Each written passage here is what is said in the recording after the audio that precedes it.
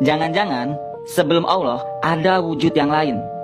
Karena Roh bilang alam semesta ini bukan dari ketiadaan dan bukan pula terjadi dengan sendirinya. Semua itu ada sebabnya alias ada penciptanya. Lalu Allah sendiri awal mulanya gimana? Siapa yang menciptakan Allah? Gini, gua udah terangin tentang analogi angka satu. Satu tidak tercipta dari angka manapun. Ketika lo pengen lihat Tuhan, gua analogikan tentang angin.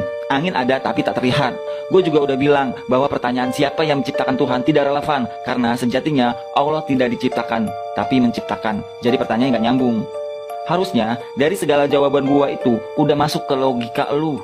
Karena gua kasih jawaban semudah mungkin untuk dicerna logika manusia. Sekarang lo berpikir lagi, jangan-jangan sebelum Allah ada wujud lain. Nanti kalau gitu lo akan berpikir lagi, setelah wujud lain ada wujud lain lagi.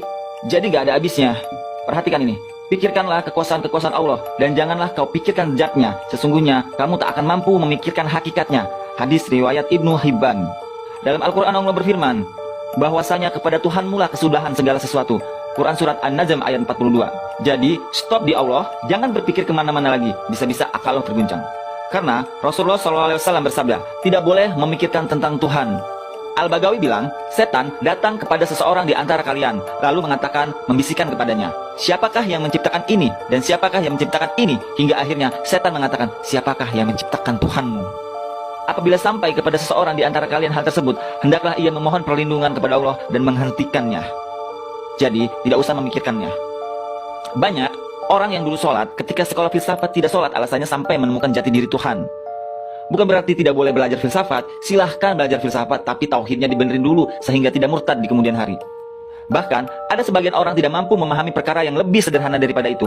Kalau mereka diberitahu bahwa Allah Maha Suci dari memiliki kepala, kaki, tangan, dua mata, dan organ tubuh. Allah juga bukan materi yang tersusun atas partikel-partikel yang memiliki volume dan ukuran. Maka mereka akan langsung mengingkarinya dan menganggap bahwa ucapan itu telah melecehkan Allah dan meniadakan keagungan Allah. Bahkan ada orang awam tak waras mengatakan, yang kamu katakan itu adalah ciri-ciri semangka India, bukan sifat-sifat Tuhan. Sebab menurut si awam ini, keagungan itu diukur dari organ tubuh. Begitulah, manusia tidak mengenal kecuali dirinya sendiri, sehingga ia tidak menganggap agung sesuatu yang tidak sama dengan dirinya sendiri.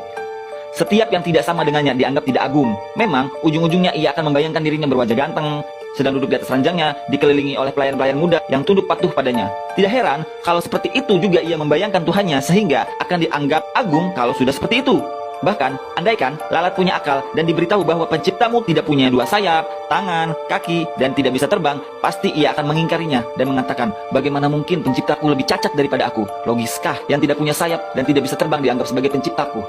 Mungkinkah aku punya organ tubuh sedangkan ia tak punya organ tubuh?